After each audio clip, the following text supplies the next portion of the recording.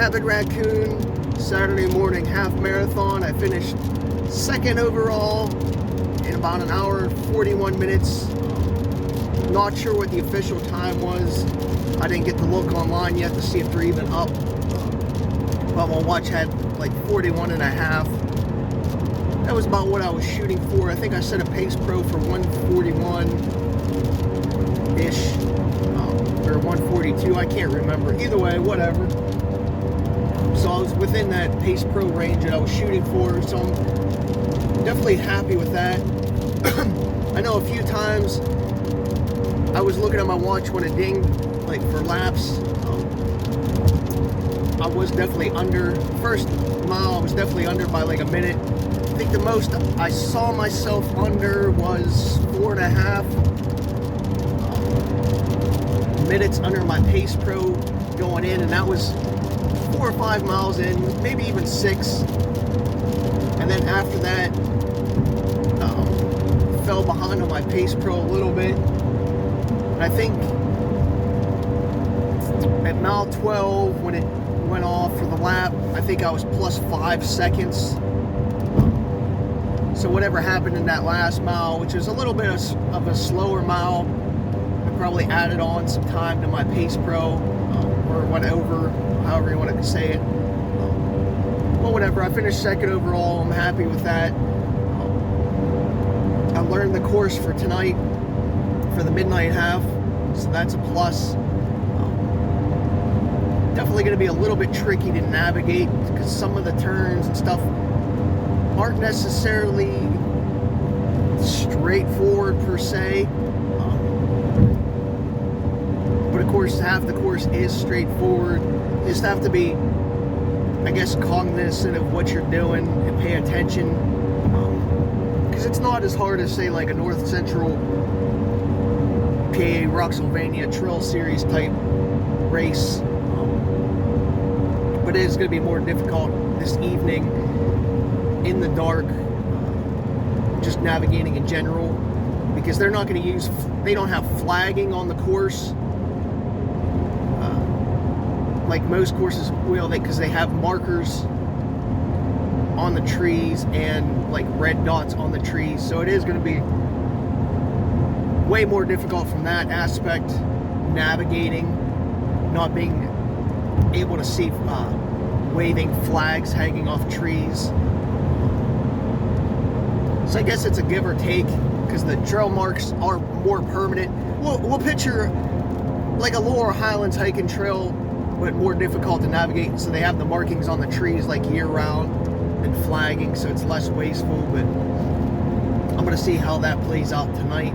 But every turn that you're not supposed to go to, they do have yellow ribbon blocking it off, and they have some signs and stuff like that. And a couple of the steeper descents, they have caution, steep descent wording, so you know what's coming. You just don't go barreling down and be like, oh shit, I'm in the middle of a steep descent, you know, and trip up and fall. So again, this is the first time I've done this course, so I didn't know what to really expect. I had mixed reviews coming in. You know, people said it was hard, and other people said it was an easy course. Personally, I thought it was an easy course from a technical standpoint. We'll see how I feel after the midnight half. I want to compare it to like the Murraysville Monster. I guess it would be a nice comparison if somebody did that. I'm trying to think what else to really compare it to. I don't know. I just know the first 4 to 5 miles are really easy before you actually hit some trail. And then it becomes harder than the last 4 or 5 miles, we'll say from 8 on, after the creek crossing. The difficulty becomes harder.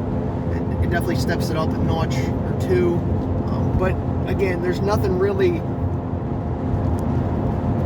what I would call technical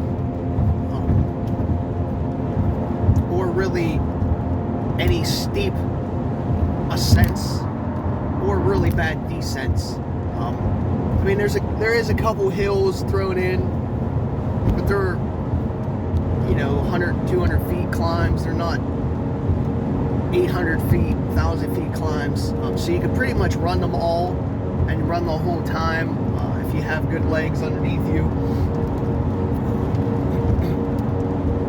So from that perspective, I guess I did all right today.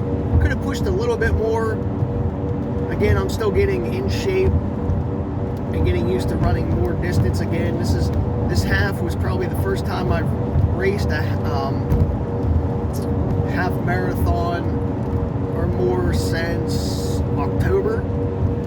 I mean, I've done 20-mile days the last month or so, but I haven't actually like raced per se like a half marathon distance or longer since like October. So I wasn't sure how I was going to react body wise, if I was going to be able to hold up or not. And I would say I did. Do I think I could have done better? Yes. Could I have pushed a little bit more today? Yes. But I didn't want to blow up this morning, and I also wanted to save some for tonight. If you didn't see, I won the 5K last night that they had, so I'm just shooting for like a top 5 finish in both halves. Well, maybe it was a top 5 for the morning and then a top 3 tonight. So I'm just trying to play it strategy wise. I don't think, like today, maybe if I was in shape and I pushed and I wasn't doing the midnight, maybe I could have tried for first place or pushed him a little bit more, but I didn't really think I was going to be able to take second. I figured there was going to be a bunch of guys like turning and burning this morning, and then I was just going to save it for this midnight half tonight, but it sort of fell in my lap that I could take second, so I took it. Because I mean, I had, let's see, 1,700 feet of ascent. I think it was 1729. Well, my pace overall was 748. So I'm not going to complain about that at all. Let me see. It says I walked for like 2 minutes and 51 seconds, and my run time was 1 hour and 38. So that's about right, because some of the hills I did like power walk up it when I was trying to drink some liquids and stuff like that. My heart rate maxed out at like 165, but I was at like 158 for an average, so that's decently high for me. 1,729 feet a gain, 1,706 down. So we'll see if those stats stay true once I upload, and maybe Garmin or Strava adjusts them a little bit. I don't know, because the GPX file I had only had like 1477 of gain. The one that I used and found online. So I am kind of curious what I get tonight, if they're close. Because we do start in the building, so GPS is a little bit off, because I got like 12.95 or something like that, 9.8. So I didn't get like a true 13.1, but that's because we start and finish inside a building. So you're not necessarily going to get that last 10th in. I'm just curious to compare stats, but I'm happy with that pace. Again, could it have been lower? Yes. Should it have been lower? Yes. If I would have pushed more, would it have affected me for tonight? Yes. So again, played it smart. The guy who won right off the start line, he just bolted. He was maybe like a 10th or 2 into the race. He was like 20-30 seconds ahead of like the pack of 4 or 5 of us. I was just like, hey, let him go out, burn himself up, do his thing. He's on a mission. I was like, I have no desire to try to keep up with him right now and blow up, and we'll see what happens later in the race. And I never caught up to him. I don't know how much he finished ahead of me. If he was within 2 minutes, I probably could have caught him. If he was anything under that, I probably couldn't have. I think I had 2 minutes because I did play around enough where I could knock 2 to 4 minutes off my time. Especially if I knew the course. Not knowing the course really did hurt. So I wasn't sure what to expect. So it's kind of hard to go hard earlier in a race and not know what was coming. So when we start, we basically lap around the building, do like a half-mile quick little loop before we hit, I don't know, like some real trail, like the course that we did last night for the 5K. We do that for about a mile, and then we keep going straight, and then like when we hit 2 miles, we come to like the 8 station or 2.5, whatever it is. I can't remember exactly, but it's definitely easy for the first couple miles. I would say probably 5 miles before it even gets a little bit difficult. There was a little bit of single track when we were around some dam or the lake, whatever you want to call it.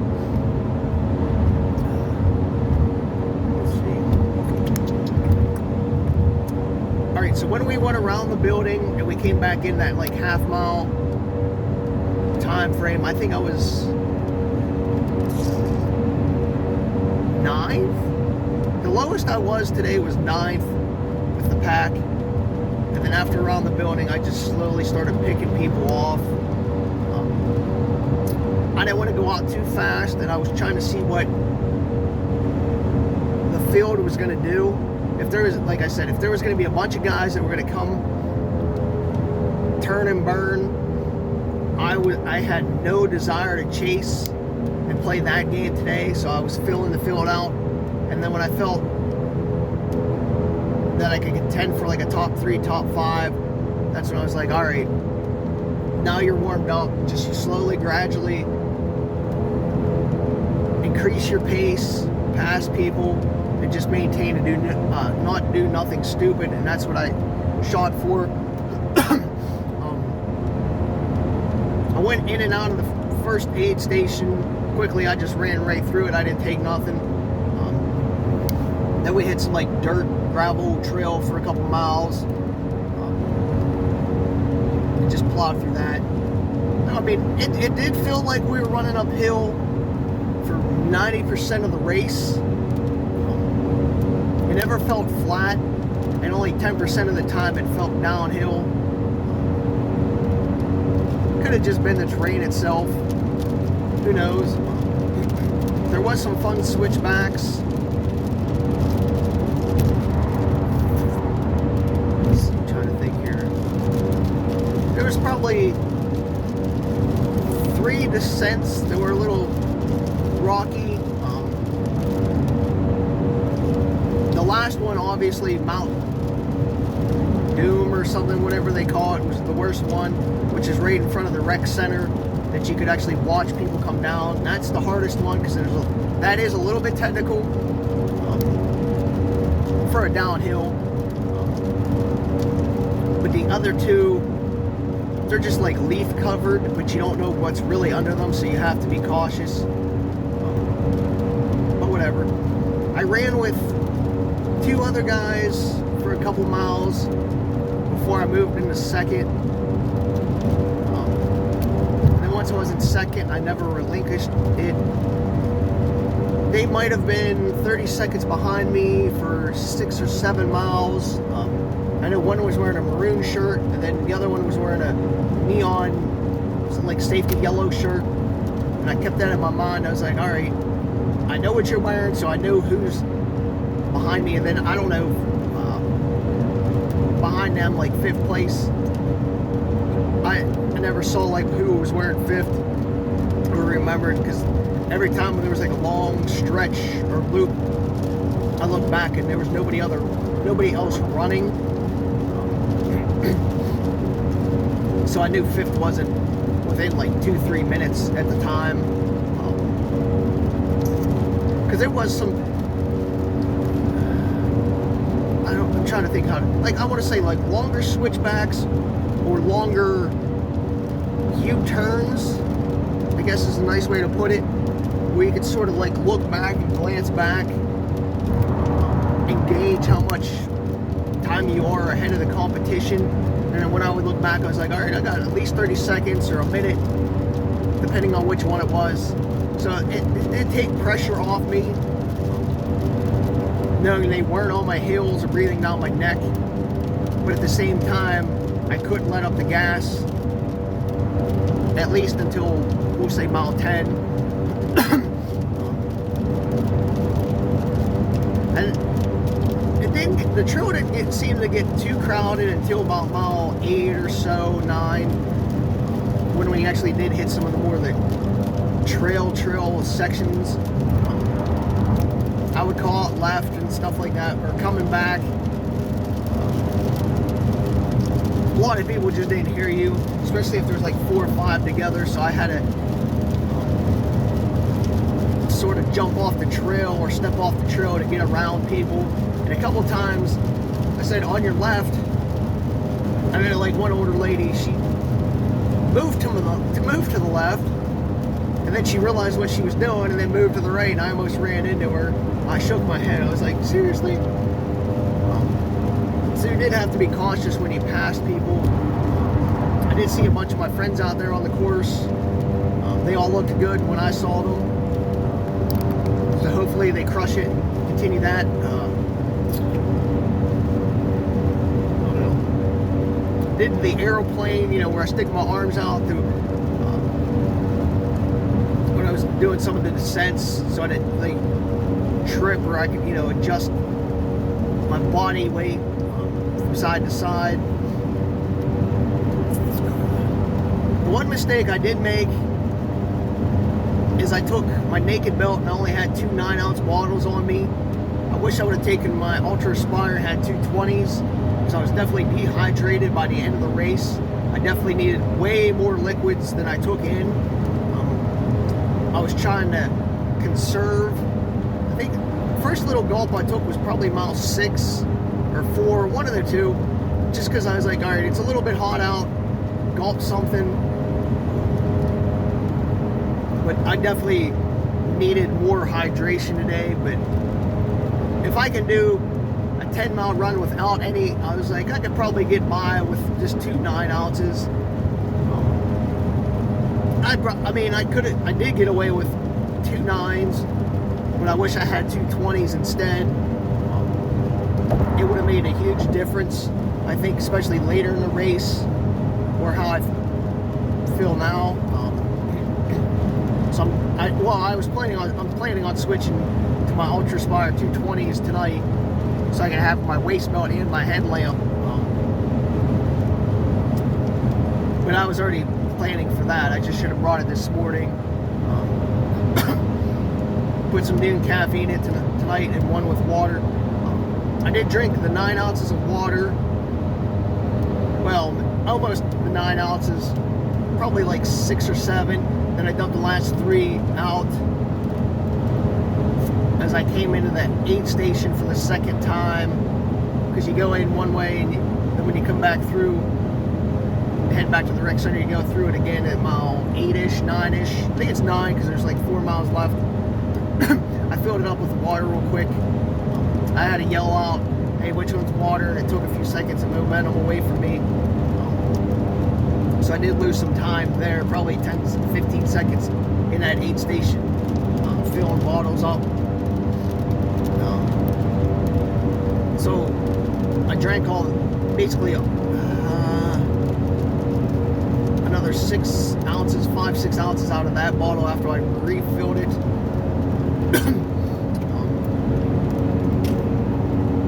But I would have liked to have had more so I could splash some water on me earlier in the race. And after that aid station is that water crossing. And I got confused because I didn't know where to go, because there was no real signage right after the aid station. I saw the blue arrows for the people that didn't want to go across the creek crossing, but I didn't know where the people who were just going to go through it were supposed to go. And I stopped for a good 20 seconds. I'm like, hey, yelling back. I'm like, where am I supposed to go? Where am I supposed to go? And then some lady realized what was going on. She says, hey, you got to go by in front of the RV. And then I looked, there was a yellow sign. So that was the one thing that I was really confused about, how to get over to the creek crossing, not knowing the course. So they should have had another sign there. And then at the creek crossing, which was only maybe ankle deep, a little higher than ankle deep, took my hat off, splashed water on me so I could cool my body off the last 4 miles. And that's actually when the race got harder. There was more, a couple, like, I would say probably like, not huge hills, but like 3 hills that you go up. And some of the longer, like, slow descents. I did power walk 2 of the hills. Saw my buddy on there when I was power walking up, talking to him. And I told him, the 2 people that, the maroon and the yellow shirt behind me, or 3rd and 4th. I didn't realize they were that close. I should have told them to yell if they were coming. And then when I got to the top of that hill, there was like a little road crossing. I looked back and I saw the one in the yellow coming. I was like, oh shit, here we go, gotta go. That was about 2.6 left in the race, so I had to turn it back on then. Then it got a little bit flat, and I was like, oh, once it got flat and stuff like that, I was like, you ain't catching me now. And I took it home from there. And I looked back a few times on that flat part, just in case they decided to turn it on. But I got it handled. I didn't fly down to Mount Doom or whatever it's called, but I did go decently fast. But before I descended it, I did look back to make sure 3rd and 4th weren't on my heels, just so I could take it a little bit easier and safer. So, yeah. Anyway, I came in 2nd. I definitely got too hot. It was chilly this morning. You'd almost see your breath. So I wore a shirt. I wore my slefs. I did take gloves, but I never put the gloves on. But I did wear my slefs this morning. I had a neck gaiter on. My mission hat. And a couple miles in, I was feeling, well, maybe not to mile 4, but I took my slefs off. My neck gaiter probably came off around 2 to 3, just because I feel my neck getting too hot. Then I pulled my shirt over, probably about mile 6, over my head. I didn't take it completely off because I wanted, you know, the pressure of the shirt to keep my shoulders back.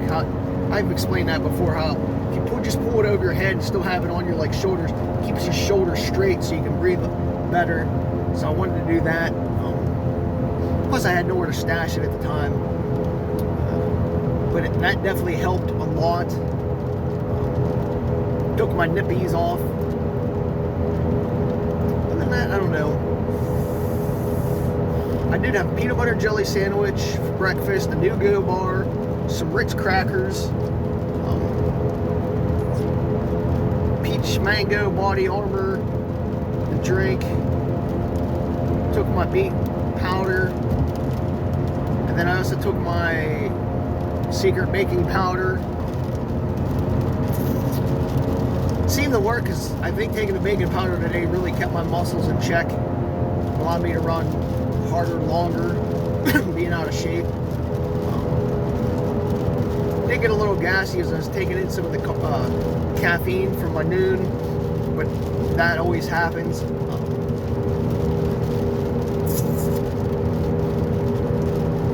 But then I know once the race ended, like 2 to 3 minutes, I could feel it in my gut just settling and everything, like flushing out from taking that baking soda and stuff. So within like 5 minutes of finishing, I had a shit, and I had shit. Woo! It was horrible. So definitely processed everything I ate this morning, and it all came out.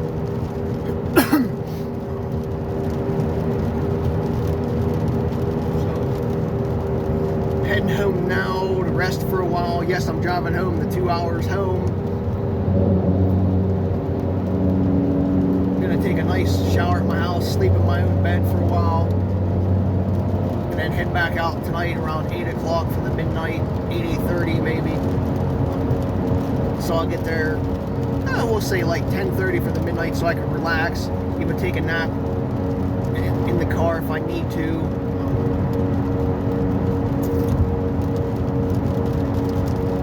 Yeah, do the midnight half. As long as it's not pouring down rain, I'm gonna come back. If it's gonna be like 30 degrees and pour down rain, I'm gonna call it. I'm not gonna go and get hurt or drive back down and like pour down rain.